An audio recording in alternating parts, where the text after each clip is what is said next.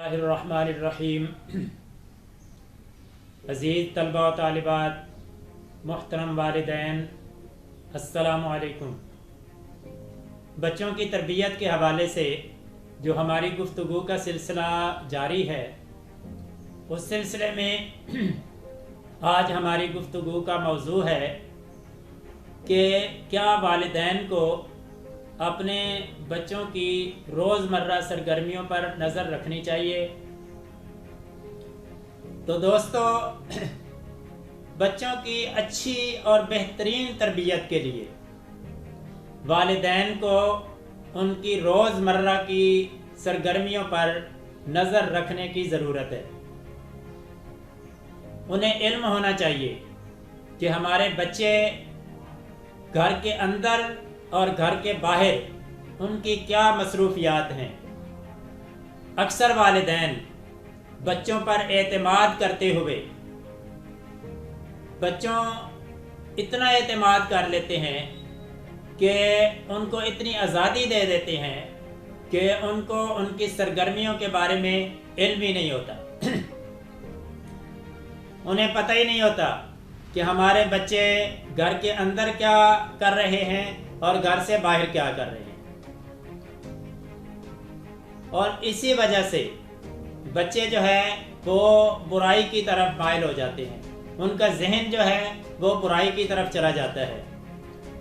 تو اس لیے والدین کو چاہیے کہ وہ بچوں کی روزمرہ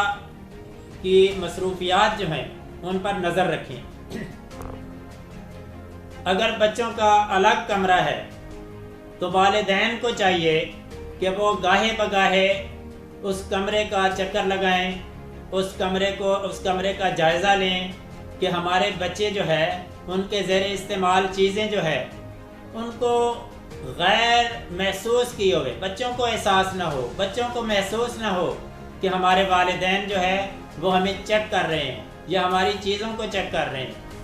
تو اس طرح جو ہے غیر محسوس طریقے سے جو ہے وہ بچوں پر نظر رکھیے، ان کی چیزوں کو چیک کریں، وہ کیا لکھ رہے ہیں، وہ کیا کر رہے ہیں۔ تو ان چیزوں پر جو ہے وہ والدین کو نظر رکھنی چاہیے۔ والدین کو چاہیے کہ وہ بچوں کے اخلاق اور ان کے رویے پر نظر رکھیں کہ آج ہمارا بچہ جو ہے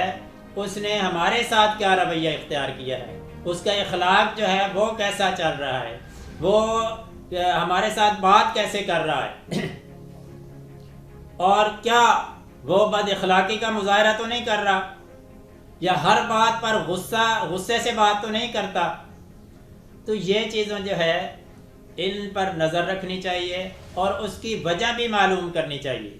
کہ اگر وہ بد اخلاقی کا مظاہرہ کر رہا ہے، ہمارے ساتھ اونچی آواز سے بات کر رہا ہے، تو اس کی وجہ کیا ہے۔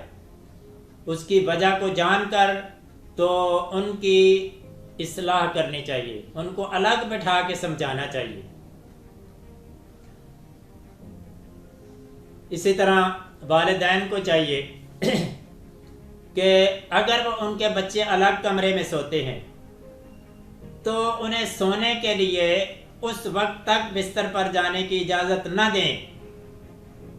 جب تک ان کے سونے کا وقت نہ ہو جائے، کیونکہ سونے کے وقت سے پہلے اگر بچے اپنے الگ کمرے میں چلے جائیں گے تو ان کی مصروفیات کا، ان کی وہاں پر جو سرگرمیاں ہیں اس کے بارے میں ہمیں علم نہیں ہوگا۔ تو ضروری ہے کہ جب بچوں کے سونے کا وقت ہو تب بچوں کو جو ہے وہ ان کے الگ کمرے میں جانے کی اجازت دی جائے۔ تو اسی طرح والدین کو چاہیے کہ بچوں کو ان کی ضرورت سے زائد جیب خرچ نہ دیں،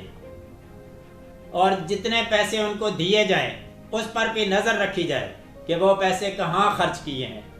جب آپ پیار سے، محبت سے ان سے پوچھیں گے کہ بیٹا آج میں نے آپ کو 20 روپے دیے تھے یا 50 روپے دیے تھے، تو وہ بیٹا آپ نے کہاں خرچ کیے ہیں، اس سے کیا چیز لی ہے، تو اس سے آپ کو اندازہ ہوگا کہ ہمارے بچوں کی سرگرمیاں کیا ہیں اور وہ کیا کیا چیز خرید رہے ہیں، کیا کر رہے ہیں۔ اسی طرح اگر آپ نے بچے کو 20 روپے دیے ہیں اور آپ کو پتہ چلا ہے کہ بچے نے 50 روپے خرچ کیے ہیں، تو یہ بھی آپ کو معلوم کرنا چاہیے کہ وہ 30 روپے جو ہے وہ کہاں سے آئے۔ اس سے آپ کو اندازہ ہوگا کہ بچے ہمارے جو ہیں ان کی سرگرمیاں کیا ہیں، ان کی مصروفیات کیا ہیں۔